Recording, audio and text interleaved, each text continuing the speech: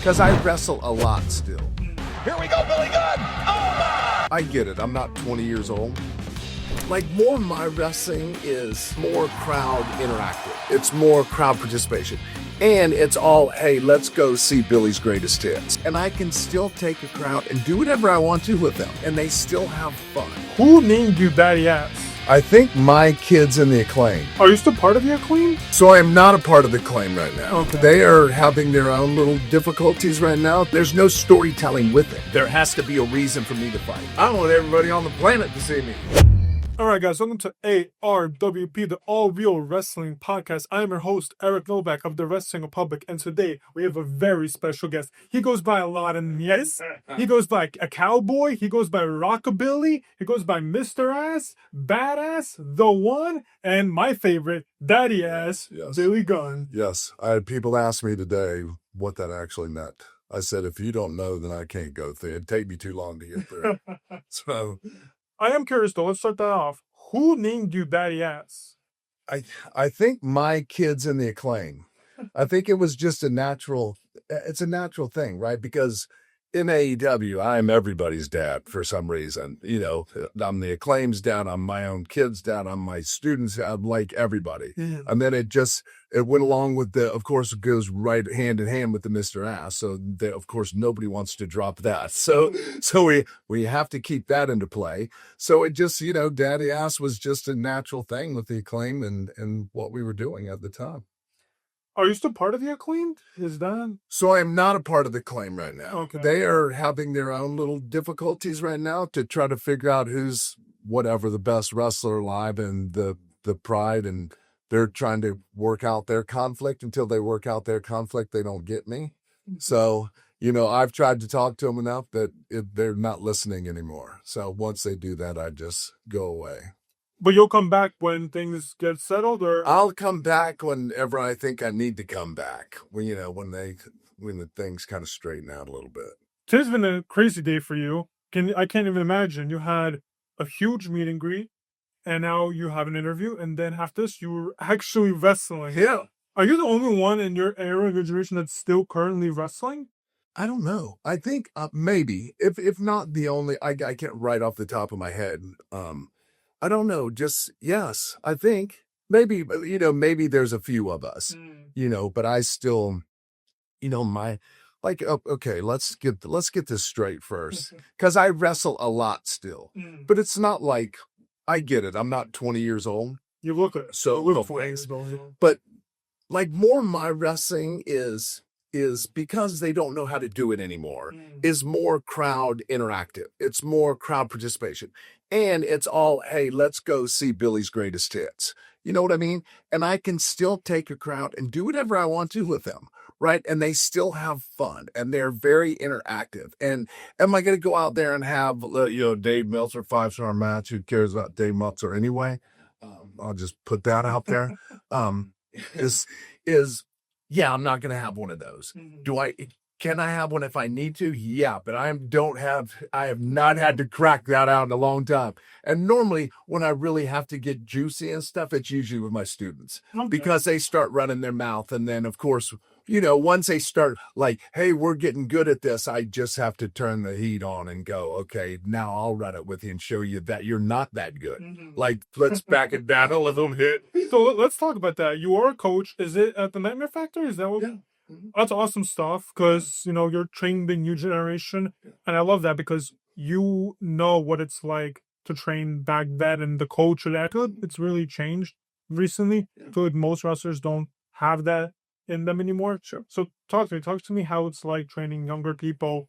So I still go. So I have an advanced class, which is on Mondays and Thursdays, and then Cody runs his school with Luke. And that's like the basics of doing. But for some reason, and I don't teach any of that crazy stuff because it doesn't get you anywhere. Like I have a million people that can do the same thing, and they all want to do it. So what is it different than you doing a Spanish fly and him doing a Spanish fly? Oh, there's a guy behind the camera. That's why I pointed that way. Is like, I don't get it. Like that's all they want to do. But okay, you're not that good at it, but I'm going to see somebody that's going to do it really good, and then somebody else is going to do it better than that. And it's just a nonstop festival of how many big moves I can do and try to kill myself, right? Or fall on my head or get dumped on my head and all, and on the apron stuff and stuff. It's insane. Like, I don't get it. Like, it's because in their minds, it's not the same thing. Hey, when you hit the side of the apron, it's doing the same move in the ring. It's the exact same move. Nobody out there knows that the ring apron is harder than the inside. The whole thing's hard. So what is the difference? But for some reason, they think they have to take it to that extreme. And there's no storytelling with it. It's like a start off and pass by, go outside. You wait out there. I'm going to G up the crowd and make them cheer for me for some reason because they're here to see me. But I'm going to make them cheer. I'm going to make them cheer for me. So I'll do a move for them. Like, that's insane to me. And then they just run and jump, and I'm standing here like this, and there's no effort or no work put into it. I put it this way: like, nowadays, nobody knows how to work. Like the crowd. No, they don't know how to work in general. Okay. In general. Well, explain. Definitely. Yeah, because working is like, yes, we get it. Back in the 80s isn't going to work now. But why? But let's because they've taken it so far to the extreme that if you have to have very good basic storytelling for me to follow along, for me to see somebody actually wrestle. So for me to advertise a match, hey, me and you are going to wrestle. Yeah, okay. Like, nobody wants to see that. Nobody wants to see that. Wow. Nobody wants to see me and you wrestle because nobody understands wrestle because there's no conflict. Okay. There's no conflict between me and you wrestle other than I feel like people just don't want to see two people wrestle, except for people that wrestle and think that they're going to mark out for you because, one, they know the moves that you're doing. The people do not. They know some of them, but they don't know all the setup to everything. So the really only conflict we need is, hey, how about this? We were walking down the street and you happen to slap my wife on the butt as a light thing. So now there's a little bit there's some tension there, right? Sure. So now I want to see Billy beat you up for touching his wife. So there has to be, and again, these are all just my predictions or perceptions of what we need to do. There has to be a reason for me to fight. There has to be a reason for somebody to like me and hate you, right? Just because we're going to wrestle, how do you, I don't understand how you get into that. You just don't. Sure, there's a handful of people that'll get into that, but I don't want you. I don't want you. I want everybody on the planet to see me, right? Because that's a star to me. That makes sense. I like that logic. Do you think companies now like WWE, AEW, TNA, Ring of Honor, do you think they're following that? I think they're following it to an extent. Okay. I think what we're doing is we're basing our TV program off of the internet and social media. Which is not good. It is not good, right? Because we're not going to please everybody. So which ones on the social media do you attract yourself to? Like there is? Because no matter what, our people on social media find a reason to hate everything, right? And some people love me. A lot of people hate me. Why? I don't know. I don't even know that. In my opinion, I think you're just a different type of wrestler than guys like Ospreay, Omega. I like you said, you wrestling shows now and you work the crowd. Fans come to the shows to be worked. They want to see you work the 100%. They want to be involved somehow, right? So me doing a bunch of wrestling moves and me begging you to cheer for me ain't a thing. That's not in my thing to do because this sounds very egotistical, but you just bought a ticket to watch me. Yeah. What am I going to beg you to cheer for me for? You either cheer for me or you don't. But I can do the exact same. The funny thing is I can do the same thing with the way that I move my body and a look or something. Then these kids don't do that because they're lazy. They just want to go, hey, I'm going to do this move. I want everybody to pop for me first, so I'll go like this. Everybody pop for me. Yeah? And then they pop, and then I go do it. But if I stand there and look around and kind of just get energy, and people know, now they go, that now it's more natural, because they see the energy and they see what you're about to do, and they start going like this, because it's more intense for them. But if I'm just sitting here and I go, cheer for me, like right now, just cheer for me. Whoa. Yeah. Okay, woo. But if I bring you along and I take you to that on a more natural, with the energy and kind of geeing myself up, and I'm going, because they know something's about to happen, so they literally start going like this. Yeah. And then at the end of the sequence, whatever I'm doing, the response that I'm looking for is monstrous. If you have you cheer for me, and then at the end of this, where do they go?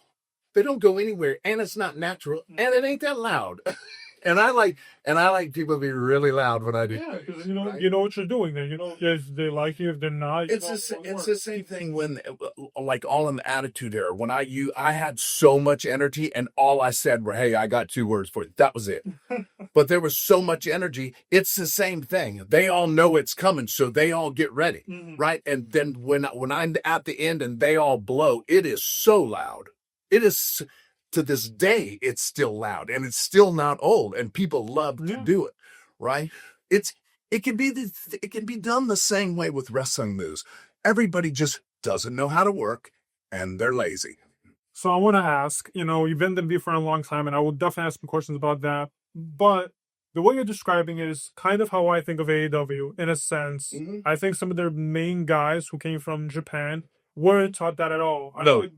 So you're there. You're a coach there, right? Is that? Yes. Okay, I think you're a coach everywhere. No. Yes, I say / yes, I am a coach, and / yes. I'm sure people talk to you for feedback. I'm sure a lot of like. Sure, some of them.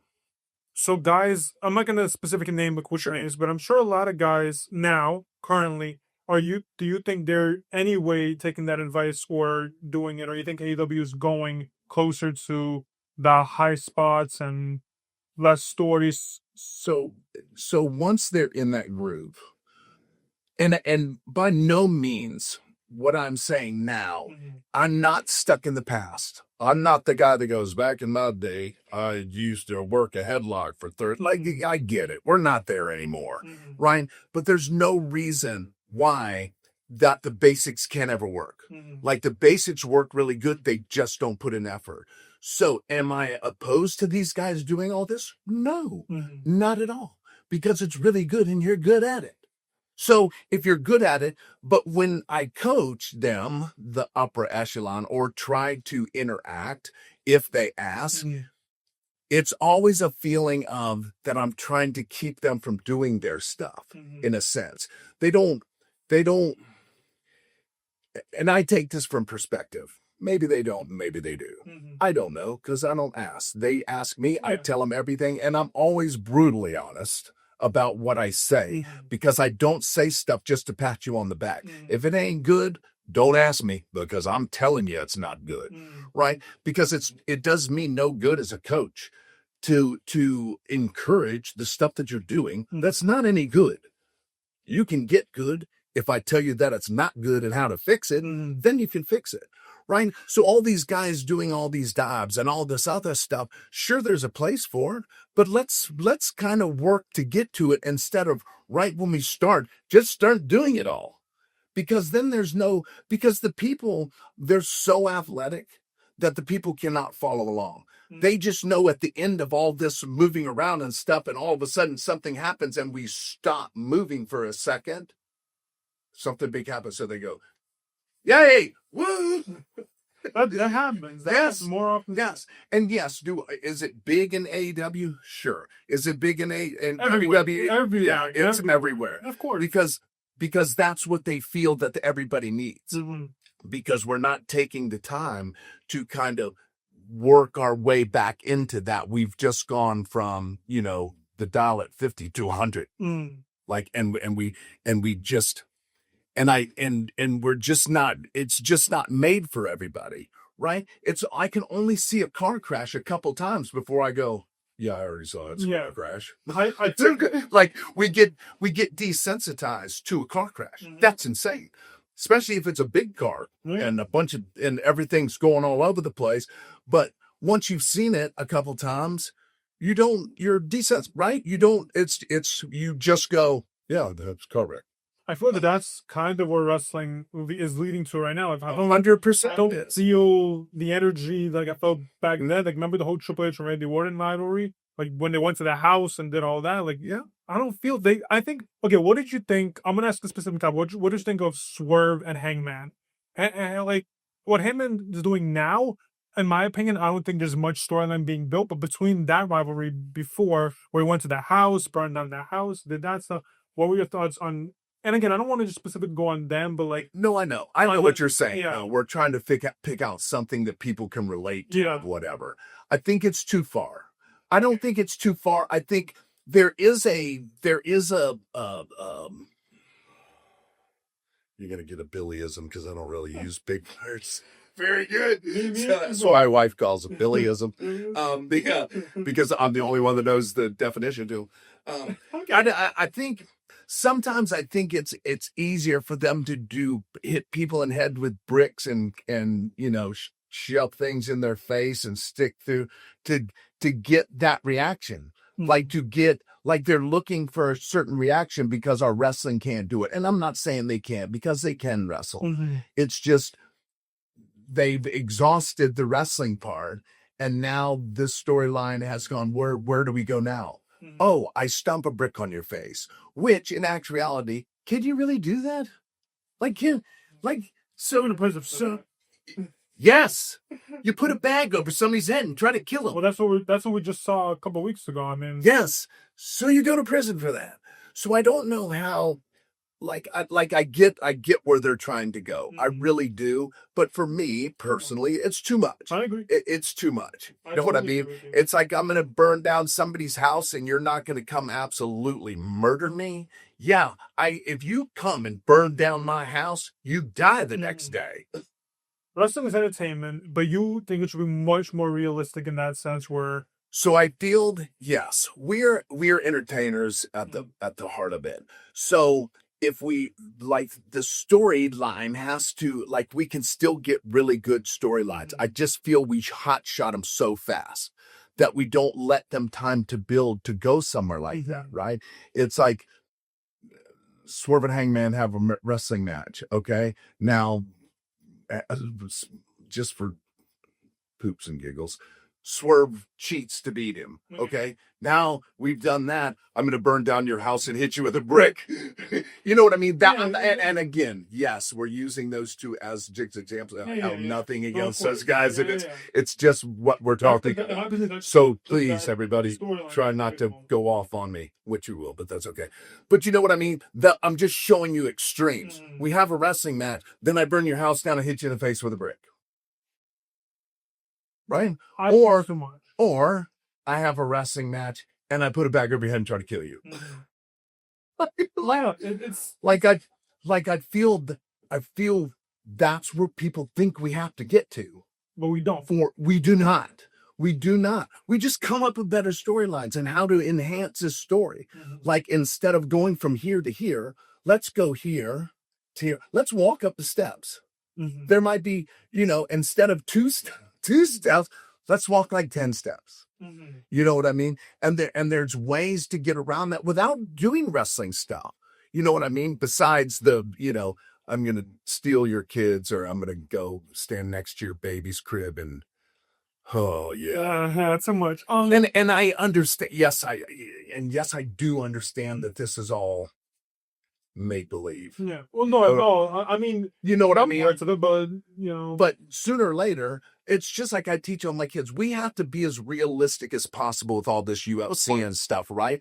So what I don't want to, and everybody knows everything now, right? There's nothing I'm going to say that people don't know. Yeah, I've read it or did all this, but still, when I go to it, they still come to matches because they still want to suspend their disbelief. And yes, they want to be worked, but we don't work them. That's the problem. Has there ever been an issue where you give an advice, they didn't like it, and I don't know, like, has there ever just been not confrontation between you or something? Oh no, you don't get to do that. Oh, you don't get. So What do you? When people ask me for feedback, Yeah. my first thing is, I'm going to give this to you. I hope you don't have feelings, right? Because we just went over it, right? I'm not going to pat you on the back or pat you on the head and go, God, that was good, and you stunk the joint out. I'm not going to do it. I won't do it. Because it's not doing anybody no good other than your ego that Billy Gunn said that you were good, and you ain't getting that, right? Again, I'm not trying to put you down. Like, I'm trying to make you better. Like, I'm trying to make you I made stars.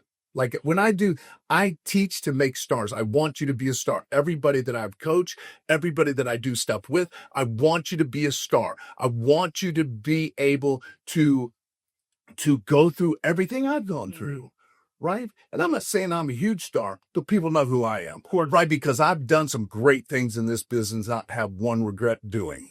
You know what I mean? Yes, I'm a parent's worst nightmare, but that's okay because I will go down in wrestling or my stuff will go down in wrestling history. Of course. You can't get rid of it. But I was lucky enough to be a part of that, right? I'm not saying it's all me. I'm saying I was in that mix to where people will remember me for certain things, right? So I want everybody to do that. Like, I don't teach you just to go do the indies, and I don't teach you to just be a wrestler. I teach you to get to be that stardom. And to do that, you have to have everybody on board. You have to have fans because they're the ones that come and see you. And if they come and see you and you put butts in seats, buddy, you can get there. Right? Because now there's really not a product that's super over except WWE. Except for the product is over. Yeah. AEW's over, WWE is over. There's not really any single individuals. Cena's on a run, so Cena you could put, you know what I mean? I'm saying if I make a big poster and say wrestling tonight and I put one name on there, how many people you think could come? Not very many. No. You know what I mean? But if I put wrestling on there, AEW's in town. They're all coming. Yeah. Right? So I feel we're so much. We're just lacking that huge stardom because it's like everybody's the same. Like, everybody's the same. You know what I mean? So and again, I'm not trying to put anybody down. I'm just saying that's my feeling. That's how I feel. Again, I don't want there to be comments and stuff. I don't want that. Oh, it's going to happen anyway, but it's okay because I don't read them. Oh, I'm not into that kind of thing. Yeah, I've never. So I do want to talk about that. Like I said earlier before we even started, that no one brought up is I love hearing about wrestlers who are overcoming a lot of things. And you've overcame a lot of stuff. But we'll talk about it if you want to talk about it. But one thing that no one's brought up is I heard you have asthma or something similar to it. And that's just remarkable, the fact that you wrestle so many matches that you did and the title matches that you did. How is that like? Like, how did you hide it? How did you cope with it? So the good thing, so it's like a sports induced, and it's more prevalent when it's cold, like a cold induced asthma, and that. So it's not I won't say it's a full blown asthma. It is a type of asthma that I have. So, but luckily for me, I don't ever really think about it. The only time it's really ever affected me is afterwards. Like, when I stop moving and I kind of let everything start catching up, especially in those big, long, like I can do it now and run around with my kids and be blown sky because I'm really thinking about it, right? And I don't warm up and I'm just doing stuff really fast and, really sporadic. But back then when I was doing it, as long as I would stay in the groove, I could keep it under control. And then once it was over, I had to really kind of just let myself come down because I go from one extreme to another because I'm super all over the place. So I get super high and then I just have to come down. But I have to kind of let myself level out just a little easier or else it'll just completely go on. But I feel like that's amazing for your character because you have time. Like you said, you work the crowd. So you wrestle, you do this, and then you work the crowd. And that gives you a little bit of time to kind of calm down from running the ropes or, slamming someone, stuff like that. So that's... Yeah, so it's just, there's nothing I can do to get rid of it. I ain't quit. I'm not going to quit. So, you know what I mean? It's like one option, just don't do it. Well, that's not an option. You know what I mean? That's not an option. And that's the same thing in anything. Like, I have to overcome something if I want to do this job. If I want to be good at this job, I'm not going to let this stop me. I just have to find ways to manage it, with either inhalers or something like that before I go out, or control my breathing. And because a bad habit I have is I don't breathe. Like, once I get like super into it, like, I stop breathing because I'm not thinking about it anymore. I'm thinking about what I need to do other places other than my health. Has there ever been an incident like that in the ring that you remember? Not in the ring, but afterwards. I've literally have passed out from coughing so hard. Can you name me like a certain match where people can be like, oh, so I remember one of the ones I know was when I was doing the Chuck and Billy stuff. And I can't for the life of me remember who we wrestled, but it was super cold. It was one of those ice arenas, and I'd already been feeling it a little bit. And when we were done, I came in the back and just it hit me all at once, and I started coughing really bad, and boom, out I went. Like, just out, just from coughing so hard and just it hurting my head and stuff. It just knocked me right out. Were you rushed in? No, so we have paramedics there. So as long as I just get pure oxygen and let me come back to it, I'm fine. I mean, there's been a couple times where I've done that, but nothing to that extreme. Like, I've coughed super hard, and then I just have to find a way to just settle down, because like I said, I'm just so all over the place, and I don't do anything different. Like, I'm not going to go, well, I'll just take it easy and then go. That's not me. When I go, and that's just, you just got to get through it. Well, I'm glad that, there has been anything in the ring, and hopefully, yes.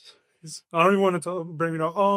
So let's talk about, you were a boat rider at one point, and I feel like that was a great way to prepare you for the ring, because I'm sure you've fallen off boats. I'm sure it hasn't been easy. So getting slammed by another wrestler, like choke slammed by Taker or whatever, should feel like the same thing.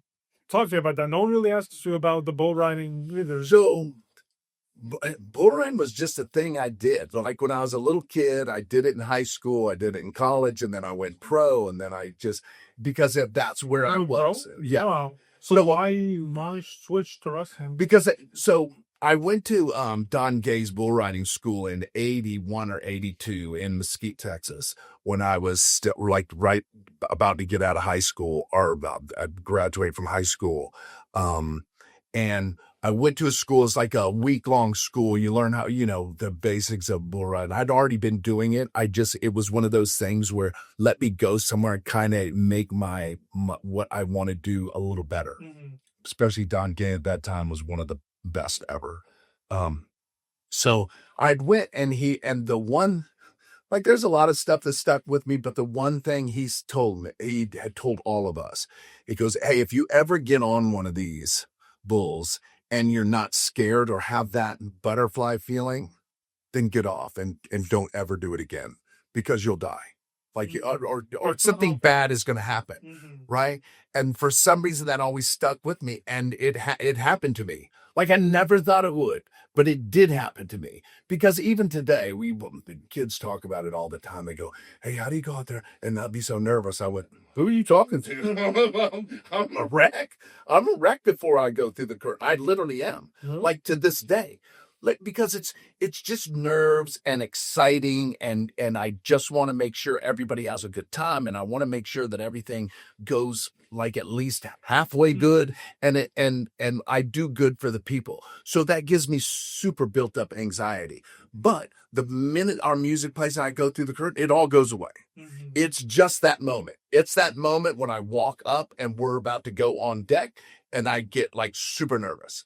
And people ask me the same thing all the time. And I go, there's no cure for that, because if you don't have it, it just means you don't want to do this anymore. And you're not excited about doing this. And if somebody tells you, well, I'd go out there, I don't get nervous, you're full of crap. Don't tell me that. You know what I mean? Because it's, like I said, it's just a fun energy that you have, that you want to have to do what you get to do in front of these people. So it was the same thing. I was at some bull ride, and I forget where it was at. I don't remember the time, but I had that feeling. I was like, dude, I don't want to do this anymore. Like, don't want to do this. And I literally put my stuff in my bag and was done. And then how did wrestling become a resource? That was strictly by accident. I was in California. That's where I was doing all my pro stuff. Gary LeFew had so you have to fill a permit. It's like a permit. It's like a trial run. But as soon as you make enough money to fill that, you get your pro card. So Gary LeFew, and you used to have to go to try to get into these. It's a long story, but I'll tell you the short end of it. You used to have to go to all these rodeos, and hopefully after a year or whatever, you earn enough money and you're good enough to earn enough money to get your pro card.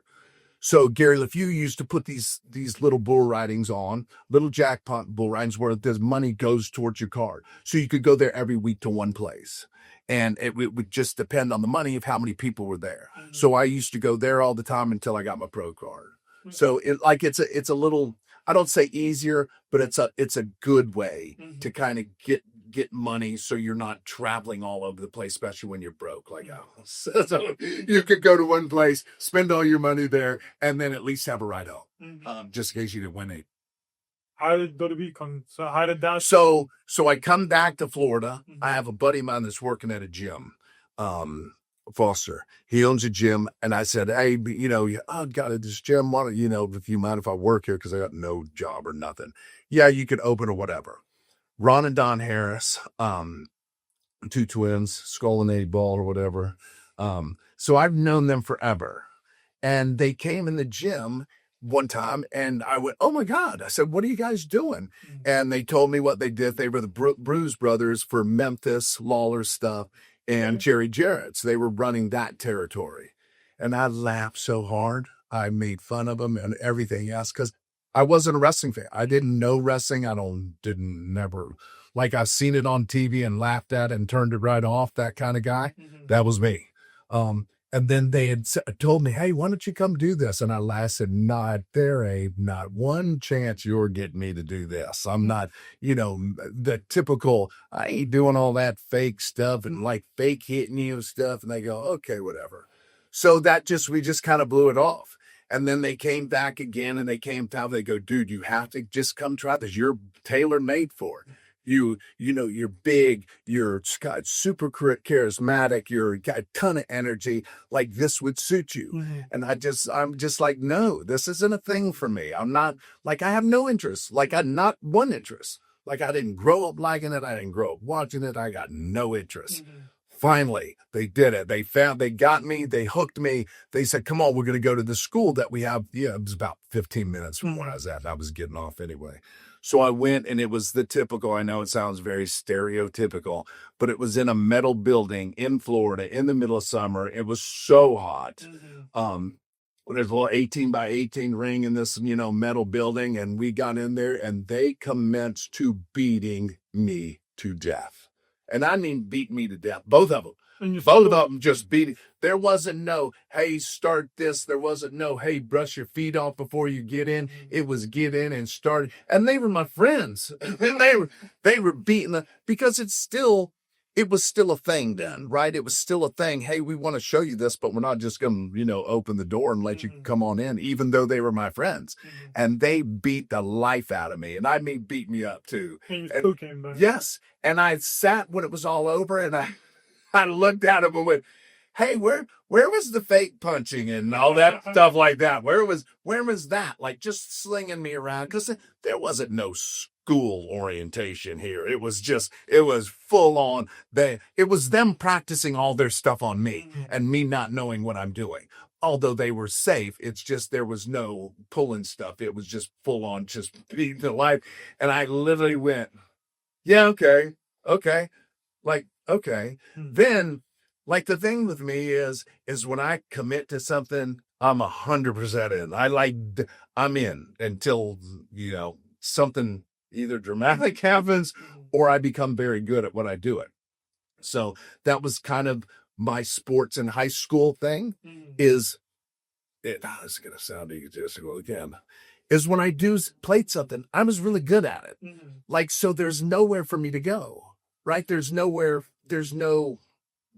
rainbow at the end of the rain. However that goes. You know what I mean? Yeah. So wrestling, when I started it, like to this day, I've been doing it 35 years.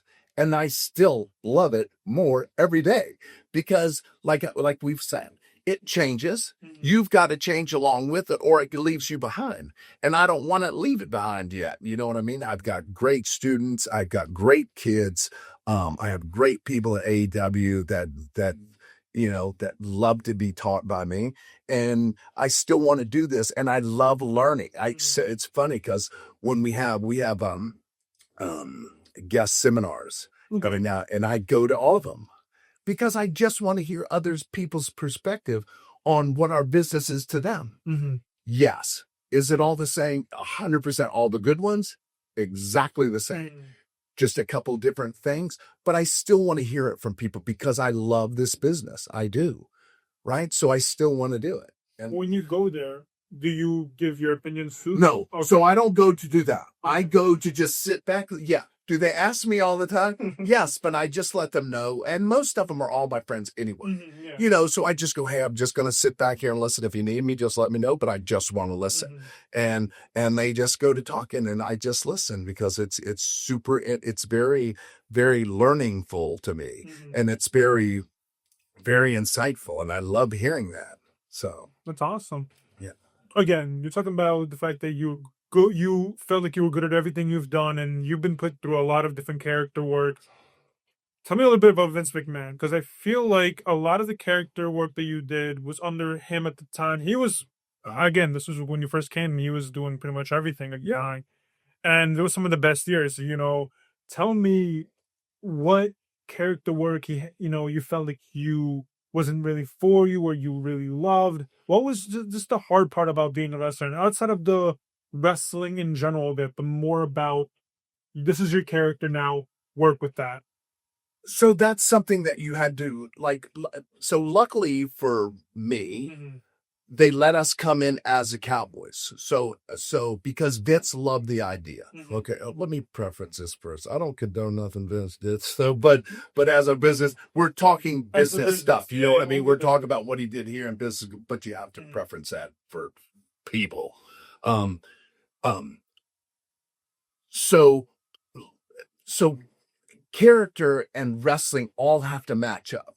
I can't come walking out as a Cowboy and then when I take the hat off, I start becoming a super, Kurt Angle wrestler. That's just not me, right? Nor does it match up, and people aren't involved in that because they want that person. Hey, this is a Cowboy and he can do this. So the lucky thing is because we weren't in school that long before, because like I said, I found a school. Nobody came. Bart was the only one who was there. Me and Bart used to watch film and then play along. And then Blackjack Mulligan found us and went, what are you guys doing? I said, we have no idea. So he kind of got us along. And then we were introduced to WWE and hired for some reason. Green as grass. Don't know nothing. I don't know nothing. So I'll tell you a funny story real quick. So we go have a tryout with WWE when we're hired, right? We go from the ring, we go into Vince's office. He's with J.J. Dillon at the time, but he was there. And Vince goes, hey, introduced himself and goes, we'd like to offer you a contract, look it over. And I go, that's cool. But I have a job. Can I just do this on the weekend? And he looks, I remember, and this is the first time I got the Vince laugh, is he looked at J.J. Dillon. And he looks at me and does that Vince laugh. And then he looks at me and goes, no, I think you'll be okay. That was the first time you met him? Yes. That's such a great first. Yes. And then I went, Bart, what does that mean? What does it mean? So he goes, no, go. So when I get the contract to look it over, it's like you're guaranteed 12. It's so basic. It's like you're guaranteed 12 days in the year. And I was going to make like 70 grand. And then I went, hey, did they put too many zeros? I don't know what, at the time, I don't know what 70 grand is. Yeah. You know what I mean? And so I went 12 days, yeah. And I'm going to make that for the year. I'm in. Yeah. I worked 300 days in the first year I worked there. Something that I really noticed, and I was surprised about it. When I first saw you, I was like, that's Billy Gunn. Because I remember when he lost the titles with Bart, he looked younger than even when he started wrestling. you really changed your entire physique as soon as you got signed to the WWE. When you first came with Bart, I feel like you were more on the heavier side. You had some more facial hair. Then a couple years later, you got much skinnier. You cut your long hair. Say skinny is not a word we use with me. Leaner. Leaner. It's just amazing. Is I was like, wait, am I watching the wrong timing? Is this from? How did that work? Were you training nonstop when you got signed? I wasn't really so I wasn't training nonstop. I figured out what training was. Like everybody was doing it. Like when I was riding bulls and stuff, I didn't really go to the gym because that's not something I need to be that kind of physically involved in. You know what I mean? So as the Smoking Guns and then the brief rockabilly thing, and then I started kind of getting more into this workout thing. It wasn't anything structured. It was just go to the gym and lift weights and leave and go to Burger King. You know what what I think about eating? No, that didn't come until I. Well, we're going to talk about that. That didn't come until this. And I was about to go into this New Age Outlaw stuff. And the New Age Outlaw character stuff was no more cowboy. It was, hey, you tell me I'm going to give you a platform to be whatever you want.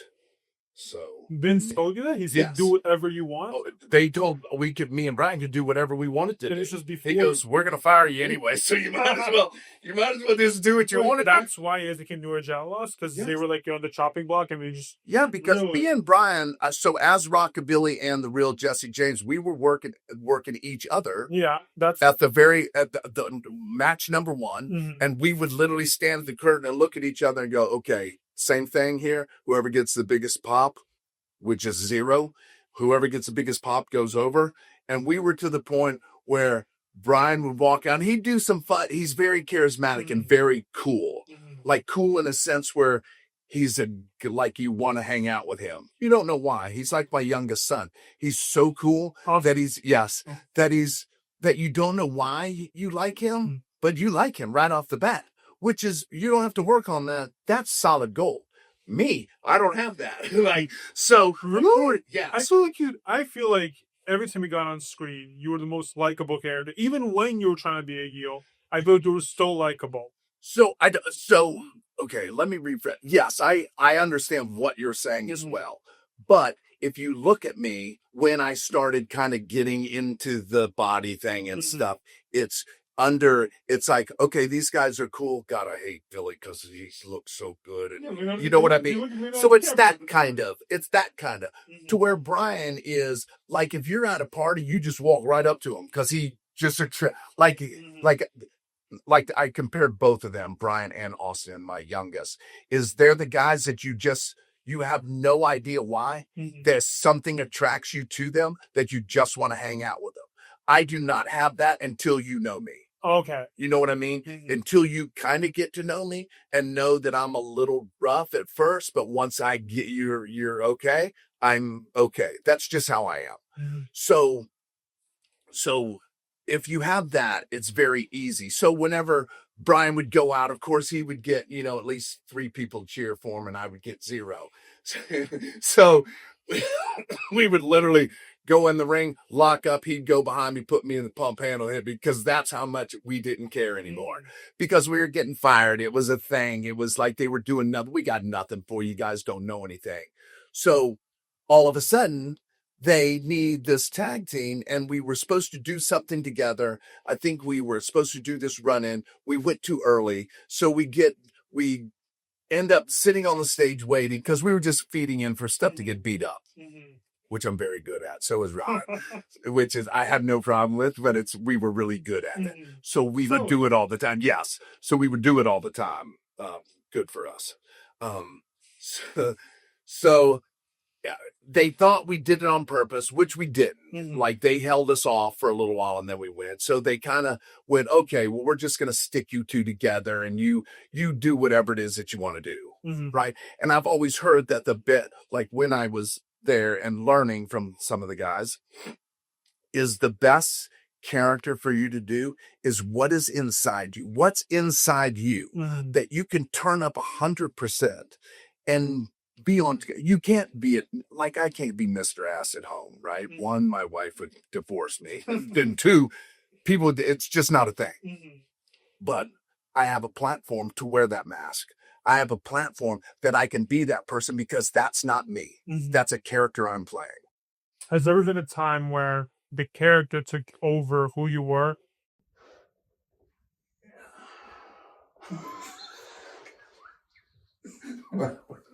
My wife's over here, so I can't lie.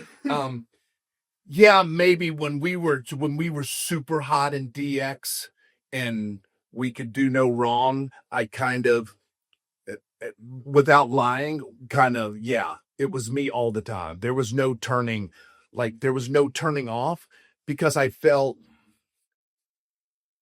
like nobody, like you get so caught up in, and it's not like I'm a super great actor, right? But I was into Billy Gunn, and I was into the badass character, and I was into the New Age Outlaws, and I was into the DX thing. So all that stuff just started okay, why ain't leave? I like you when I... Probably in my 30s, so 27.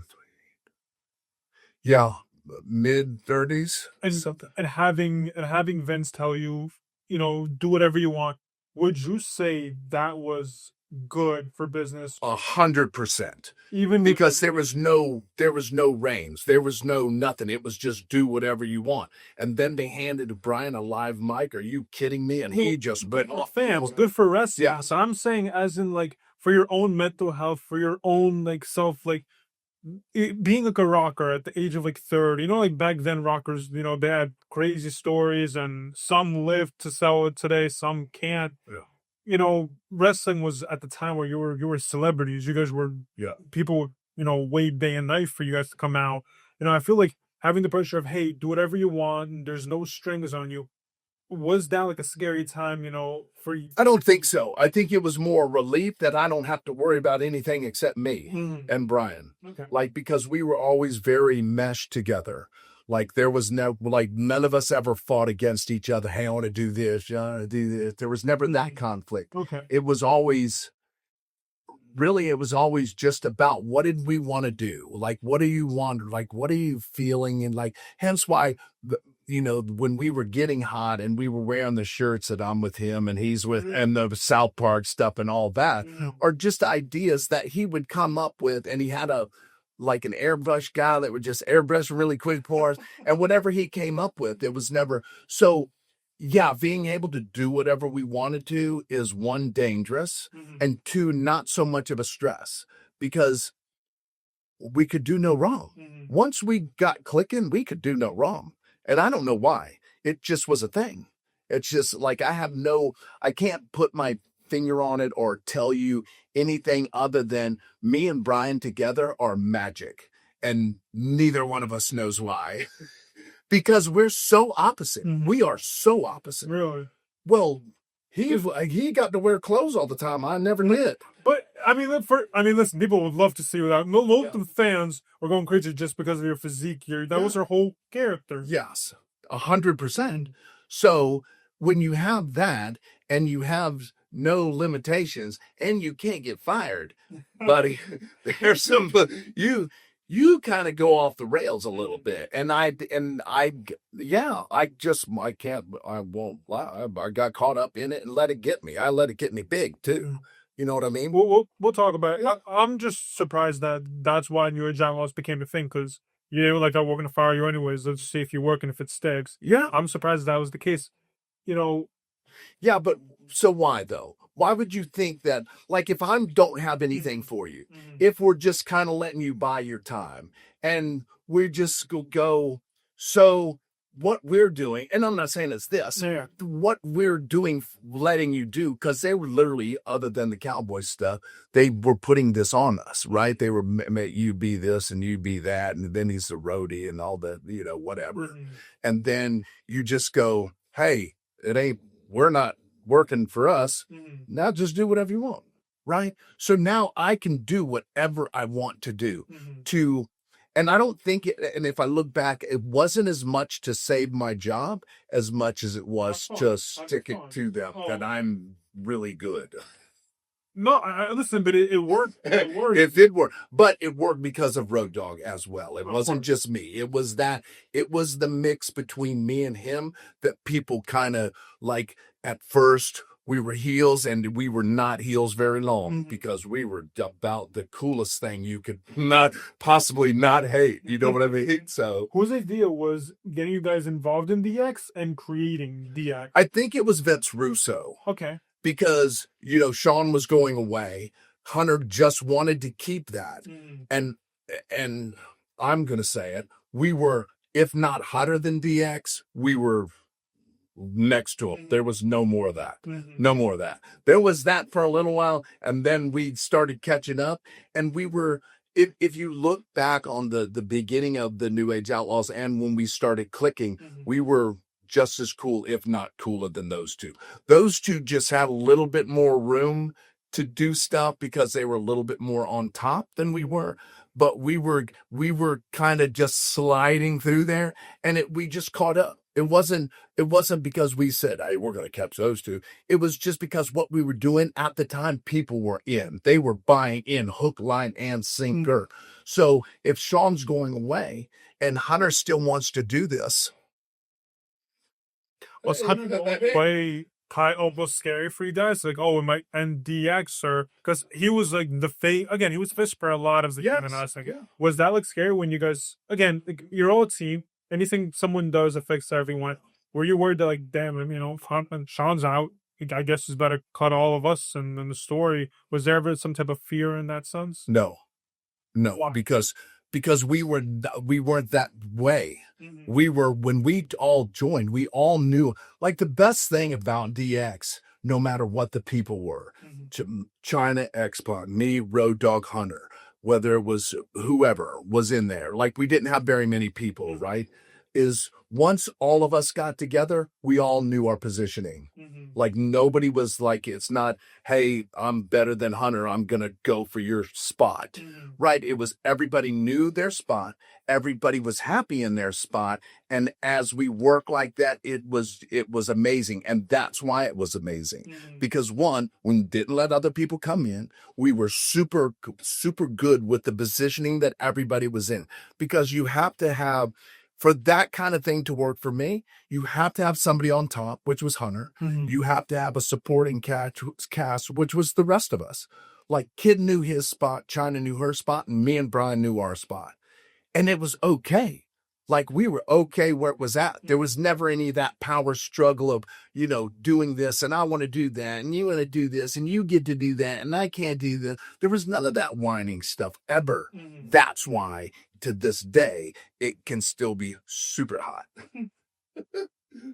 Man, I gotta bring up 3 moments wrestling that you were a part of, in a sense, and I brought this up earlier. One of the biggest things I love talking about in wrestling is the Montreal Screwjob, and that's when you and Brian Road Dogg, you guys were doing the New Age Outlaws. You guys were like the very first match. I believe it was an 8-man tag. Probably.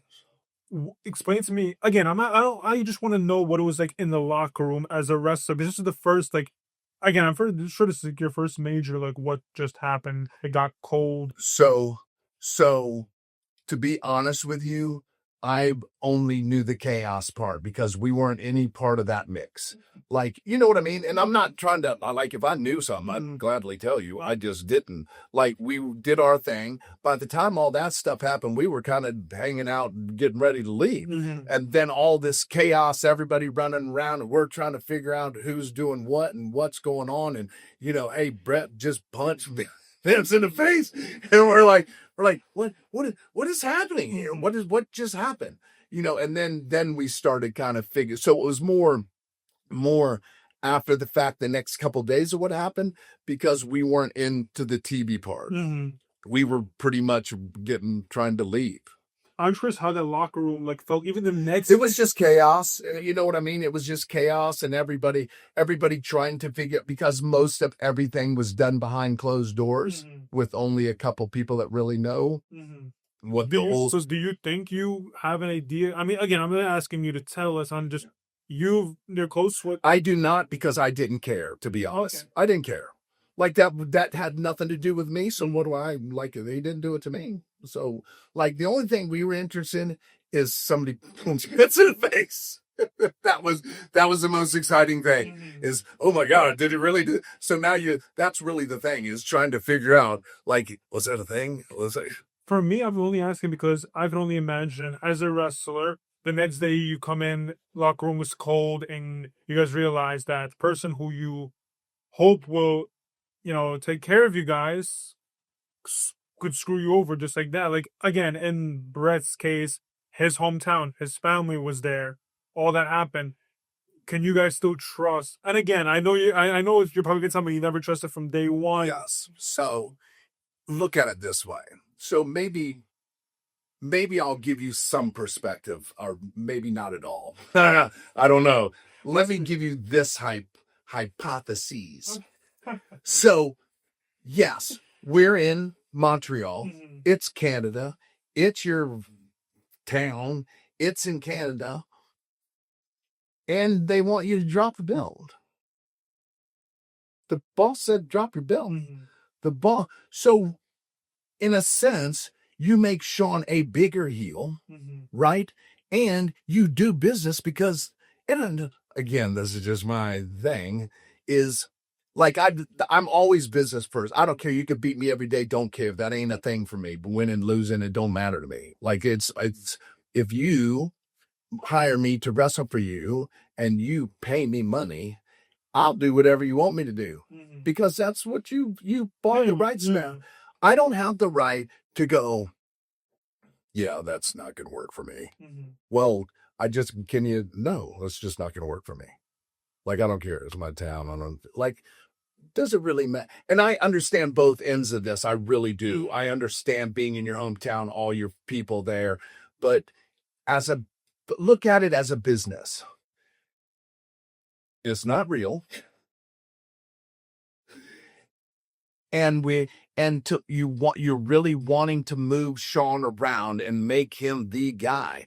What is a better place to do it than to, well, screw you, minus that part, because I don't know that that's the thing, but you've had a really good career with the company that you're working for, and now we want you to do this, and you go, yeah, I'm not going to do it here. I'll do it somewhere else. Well, no, I want you to do it here. You know what I mean? No, yeah, I completely get it. So for business. You look into that however you want, but that's my feeling. But that's me personally, right? And I get everybody's side to this. I really do. But to me, I'm more I'm going to do business kind of thing. And although it might sting a little bit, it's okay because you know what? I'm gonna come back to work tomorrow. It's okay. It's all right. Another movement I wanted to talk about was the big streak ending. It's big because you were part of so many WrestleManias, and the WrestleMania this happened, you fought the Shield, who right now are the main event guys. Yeah. So it's like you fought them when they, just came in as the Shield. They were also absolutely talented. What were your thoughts about just that WrestleMania, being a part of that moment, being in the locker room? Because I'm sure you didn't know. I'm sure only a few people know about what's going on. What was your thoughts on first facing the Shield, facing three talented wrestlers who are now holding WWE, AEW, and cheap training the future, and then also a moment like Taker losing his streak? So me and Brian were super excited about we're in WrestleMania 30, which is 10 years after the last one we were in, right? Wow. He was returned. Yes, yeah. So the sad part is we had 26 minutes to work with them.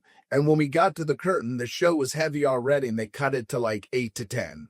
So, again, you can do a lot. If you work the crowd, you can do a lot. So the thing is, as a professional and being good at what you do, we first look at Brian and go, well, that really sucks. I wanted to work.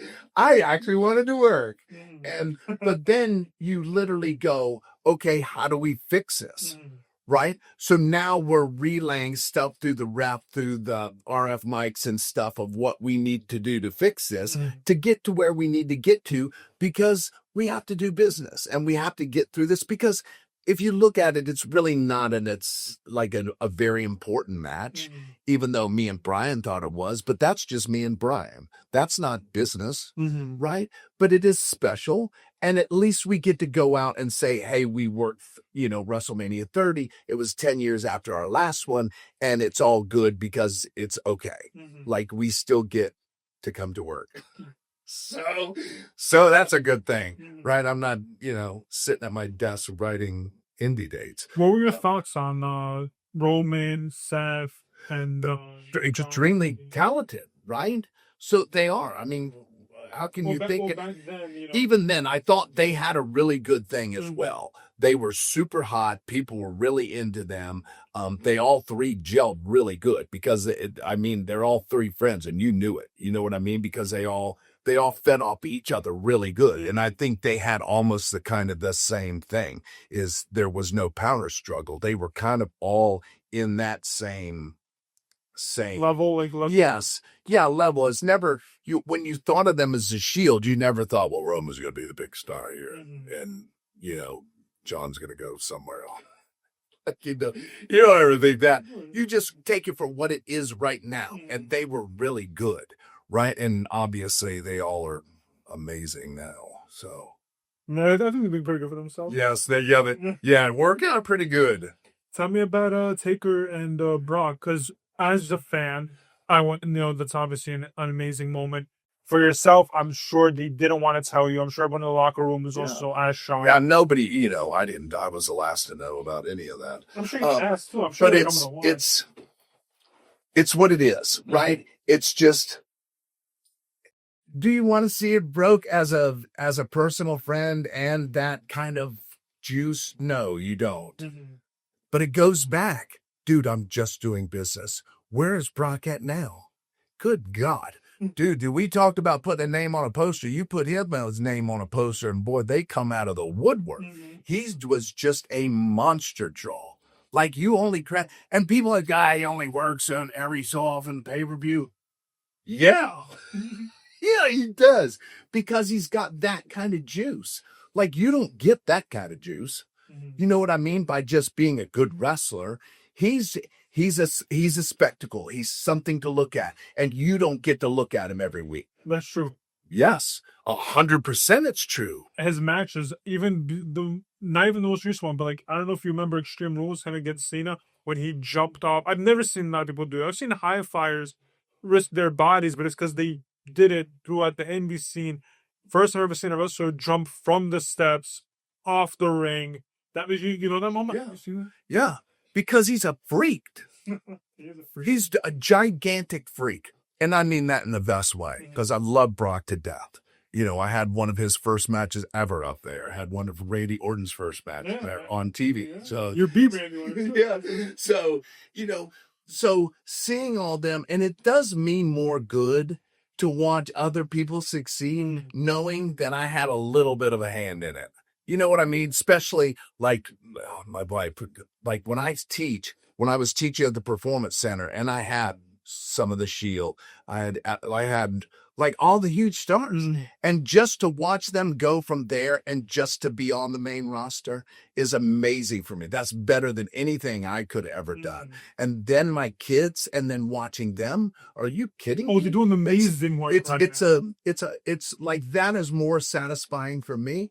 So when the streak gets broke, you don't want to see it, but you understand, if you understand the business truly, and you're not just looking at it like, oh, that's bullshit. Sorry. So you know what I mean? If you don't look at it selfishly and look at it, we're all not going to be around forever, right? Luckily for me, I kind of reinvented myself, and I kind of been able to kind of keep up with the way I look and everything else.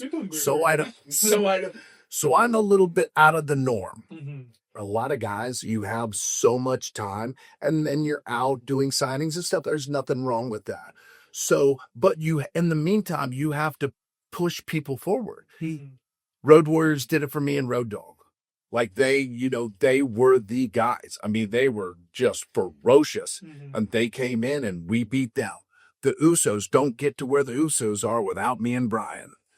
And I don't they got think that was for me, right? Yes. Yeah, because they brought us back because they wanted them to do something. They wanted to move them. So what other, you bring back a nostalgic tag team that everybody loves because all they want to do is do our stuff, and then you move other people forward.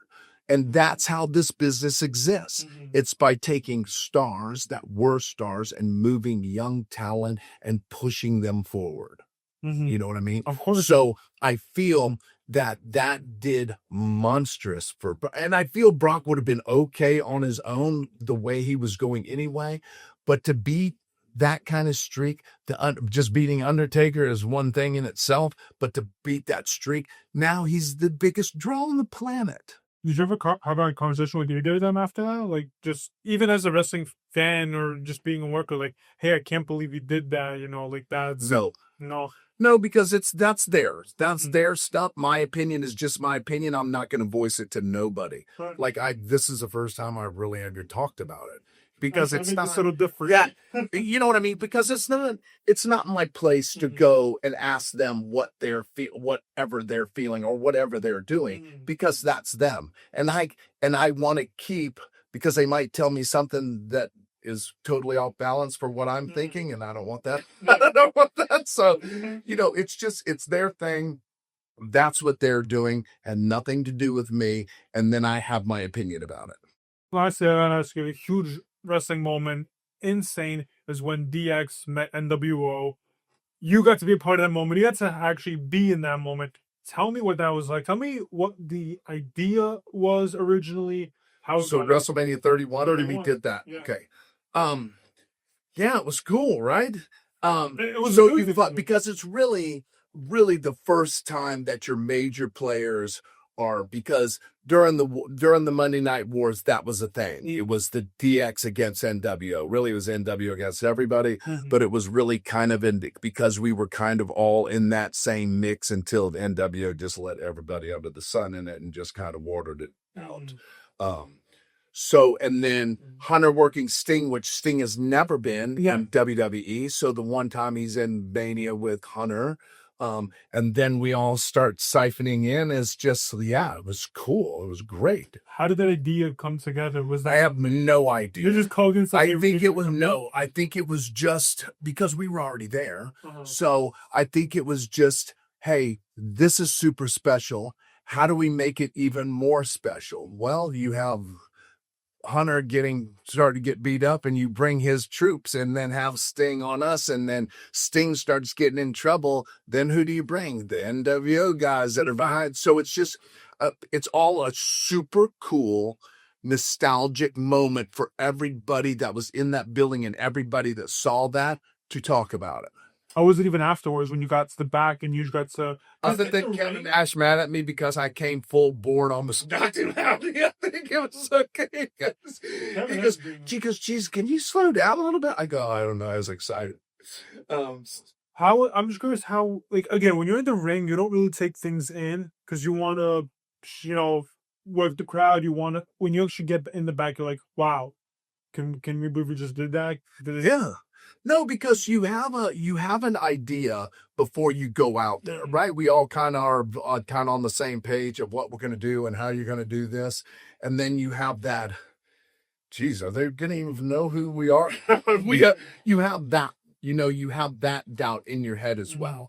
And then you go, yeah, but and for some reason we always do this and it always turns out great, but you're going to have those doubts God, is this really going to be that good?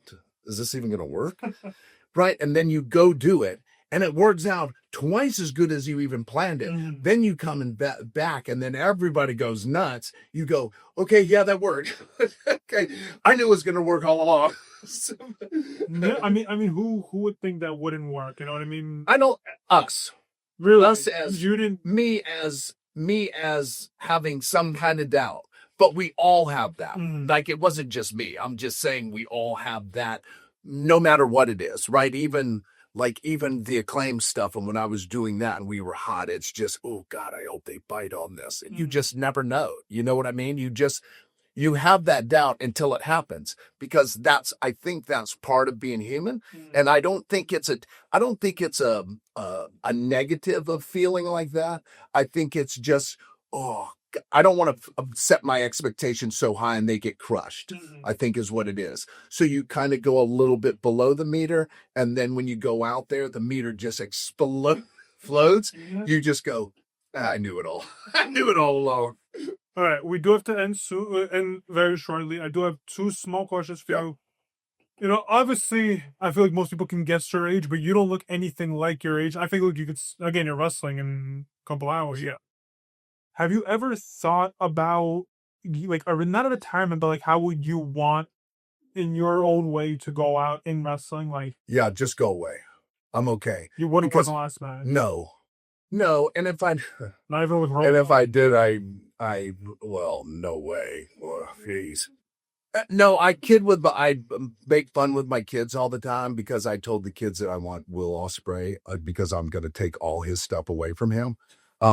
Is I want him as my last match, and it makes my kids mad.